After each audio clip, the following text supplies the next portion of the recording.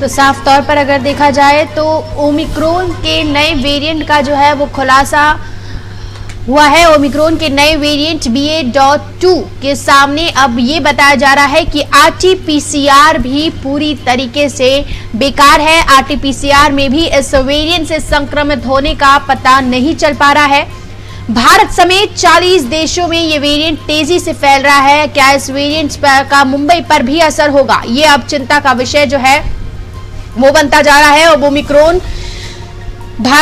Omicron का जो नया वेरिएंट BA.2 है वो उसने दुनिया की नींद फिलहाल उड़ा रखी है। ओमिक्रॉन के इस वेरिएंट से इसलिए भी ज्यादा खतरनाक है और इसलिए भी ज्यादा खतरा है क्योंकि ये RT-PCR में पकड़ में नहीं आ पा रहा है। मुंबई में 8वीं जीनोम सीक्वेंसिंग में ये बड़ा खुलासा जो है वो हो पाया है। मुंबई के 89% कोविड मरीज ओमिक्रॉन वेरिएंट से पीड़ित कस्तूरबा जीनोम सीक्वेंसिंग लैब में 280 कोविड सैंपल लिया गया था। इसमें से 248 मरीजों में ओमिक्रॉन वेरिएंट पाया गया है। 21 सैंपल में डेल्टा वेरिएंट, 11 में डेल्टा वेरिएंट पाया गया है। तो साफ तौर पर अगर देखा जाए तो एक नया वेरिएंट जिसने एक बार फिर से चिंता बढ़ा दी है। अब इस नए वेरिएंट को लेकर बॉम्बे हॉस्पिटल के टास्क फोर्स के कमिटी मेंबर, बॉम्बे हॉस्पिटल के डॉक्टर और महाराष्ट्र टास्क फोर्स के committee member doctor Gautam Bhanushali क्या कहते हैं, पहले आइए वो सुनते हैं और उसके बाद हमारे सहयोगी प्रीतम जी हमारे साथ ग्राउंड से जुड़े हुए हैं, उनसे हम जानकारी लेंगे।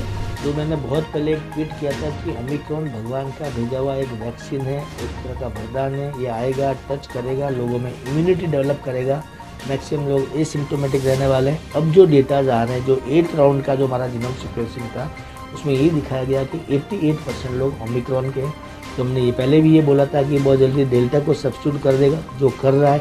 ये एक अच्छी राहत भरी खबर इसको अपन कह सकते हैं। तो मुझे लगता है कि ये एक बहुत ही जल्दी हमारे यहाँ से ये वेव भी खत्म हो जाएगा। हो गई है ऐसा कहना मुश्किल है। मुंबई के अंदर यस, ये महीने के एंड तक हमारा कर्व ऑलरेडी फ्लैटन होने के बाद में कमज़ोर हो चुका है, डिक्लाइन फेज में चल रहा है। मुझे लगता है ये महीने के एंड में मुंबई से केसेस बिल्कुल नहीं के बराबर हो जाएंगे। बाकी कंट्री से, पूरा रेस्ट ऑफ द कंट्री से जाने में 15 मार्च के आसपास तक का समय लग सकता है। सभी केसेस अब तक वर्ल्ड वाइड इस सब लीनिएज के ओमिक्रॉन BA.2 के आ रहे हैं, उसमें भी यही मालूम पड़ रहा कि उसमें भी एसिम्प्टोमेटिक रह रहे हैं। तो इसलिए डरने की ज़्यादा बात नहीं है, पैनिक होने की ज़रूरत नहीं है। और हमारे यहाँ पे हिंदुस्तान में अगर कोई भी कोविड का वेरिएंट आता है, अब हम लोग हर तरह से गियर अप है, तैयार हैं। मेडिसिन, हॉस्पिटल, ऑक्सीजन, सब तरह से हम लोग जैसे थर्ड वेव के लिए तैयार थे। इतना पैनिक फैला हुआ था कि कुछ भी हो सकता है, लेकिन कुछ भी नहीं के बराबर हुआ। सो कोई डरने की या घबराने की जो लग रहे हैं हमारे यहाँ पे वेरिएंट के हिसाब से वैक्सीन नहीं लग रहे। वैक्सीनेशन जो प्रोग्राम है, पहले से जो प्लान्ड प्रोग्राम था, फर्स्ट डोज, सेकंड डोज सबको बताया गया था। बूस्टर डोज के बारे में भी पहले से डिस्कशन था कि टाइम आने पे बूस्टर डोज भी चालू किया जाएगा। मुझे नहीं लगता ये बूस्टर डोज के बाद और बार बार बूस्टर लेने की जरूरत पड़ेगी। साफ तौर पर आपने सुना कि डॉक्टर ने क्या कहा। अगर देखा जाए तो मुंबई करों के लिए ये काफी राहत की बात है, जहां एक तरफ अटकलें तेज थी कि बूस्टर डोज के बाद भी और भी कोई डोज लेना पड़ सकता है, तो ये वेरिएंट काफी ज्यादा खतरनाक हो सकता है।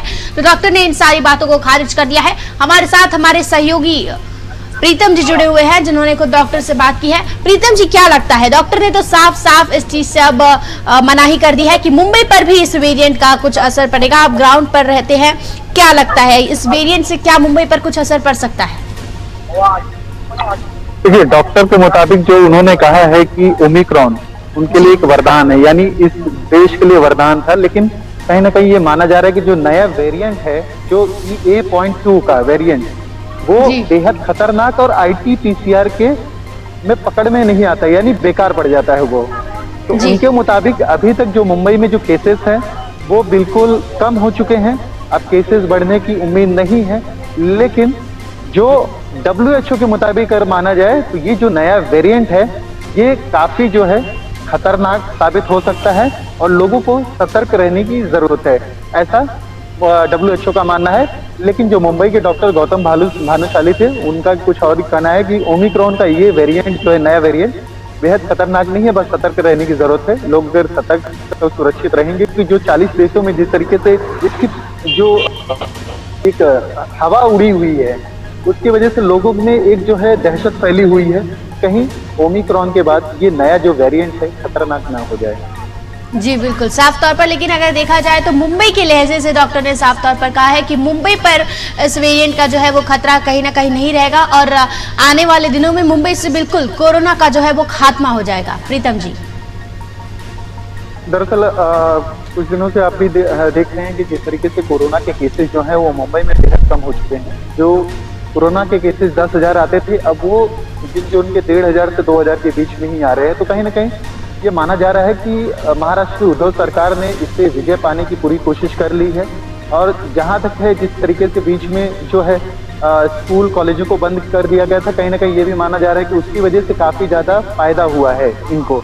और जल्द ही माना ये भी जा रहा है कि कोरोना के जो सिम्टम्स है पूरी तरीके से खत्म हो जाएंगे, जिसकी वजह से लोग पूर्ण आजादी हो जाएंगे। लेकिन उनका ये भी मानना है कि सतर्कता और सुरक्षा बरतना हम सबकी जिम्मेदारी है। मास्क पहने लगातार, बिल्कुल लापरवाही ना करें। जी बिल्कुल, बहुत बहुत शुक्रिया आपका प्रीतम जी हमारे साथ जुड़ने के लिए। उनका नया वेरिएंट BA.2 सामने आया है। इस खतरनाक इसलिए बताया जा रहा है क्योंकि इसका पता जो है वो RT-PCR से नहीं लग पाता है, लेकिन डॉक्टर्स ने साफ तौर पर कह दिया है कि सतर्कता बरतने की जरूरत है, चिंता करने की नहीं।